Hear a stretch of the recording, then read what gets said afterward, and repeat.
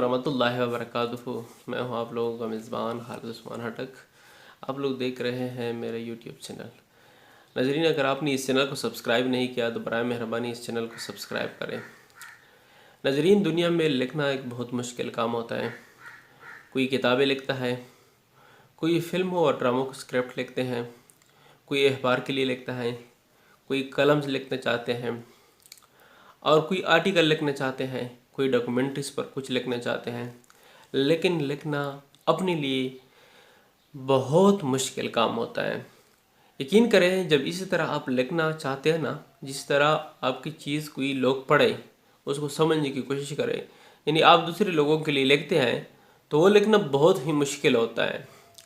आपको तहकीक करना पड़ता है, किस तरह सेंटेंस को डालना पड़ता है, अल्फाज को किस तरह जोड़ना पड़ता है, ग्रामेटिकली क्या गलती है, क्या गलती नहीं होना चाहिए।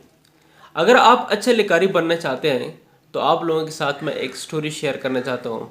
आप इस स्टोरी को समझने की कोशिश करें और फिर आपको पता चलेगा कि लिखने में कितनी मेहनत दरकार होती है। अगर आप इतनी मेहनती हैं या आप अगर इतनी मेहनती होना चाहते हैं तो आप इस स्टोरीज़ को पढ़ें और फिर उसको समझने की कोशिश करें। शायद आप भी एक अच्छे लिखारी बन जाए। नजरीन, कॉलिंस एक मुसन्निफ है। उसका ताल्लुक़ अमेरिका से था और लेप्री का ताल्लुक़ फ्रांस से था। वो दूसरा बड़ा मुसन्निफ था। उन्होंने आपस में फ़ैसला किया कि हमने हिंदुस्तान की आज़ादी पे एक किताब लिखना है। लिहाजा उन्होंने किताब लिखने के लिए कोशिश शुरू कर दी। इस किताब को उन्होंने निसफ शब की आज़ादी का नाम दिया और इस किताब को लिखने के लिए उन्होंने 4 साल का अरसा लगाया।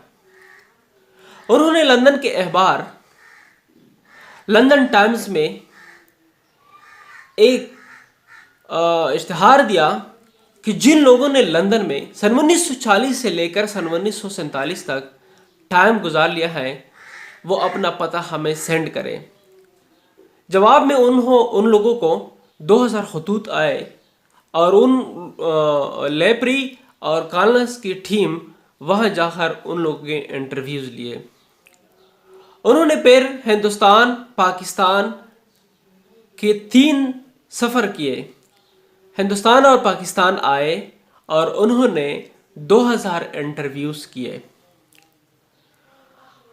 जब उनका इंटरव्यूज़, रिपोर्ट और तहकीक के कागजात जमा हुए और उनका वज़न किया गया तो वो 1 टन से ज़्यादा था।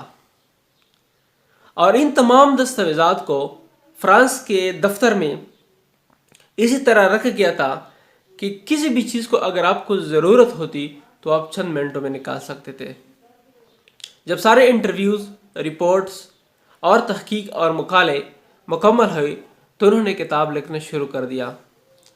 आधा हिस्सा कॉलिंस ने अंग्रेज़ी में लिखा और लिपनी ने आधा हिस्सा फ्रांसीसी में लिखा। आप यकीन करें, जब वो कुछ लिखते थे तो वो एक दूसरे पर बड़ी से हद तक तनकीद करते थे, बेझिझक करते थे एक दूसरे पर तनकीद, और फिर उस चीज़ को लिखते थे। और जो कुछ वो लिख जाते थे तो वो साथ में किसान की बीवी होती थी, उनको पढ़ने के लिए देते थे। अगर वो कहती कि मुझे इस चीज़ की समझ नहीं आई या मुझे इस चीज़ में थोड़ा सा मुश्किलात था, तो वो समझ जाते कि इस चीज़ में अभी गलती है या और आसान या इसको ठीक तरीके से लिखना है।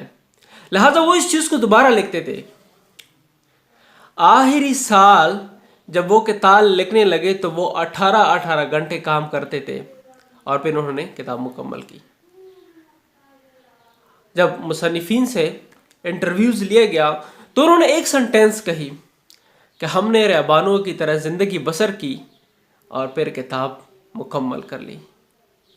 यकीनन किताब या कुछ लिखना, कलम्स लिखना, इंटरव्यूज़ करना बहुत मुश्किल काम होता है।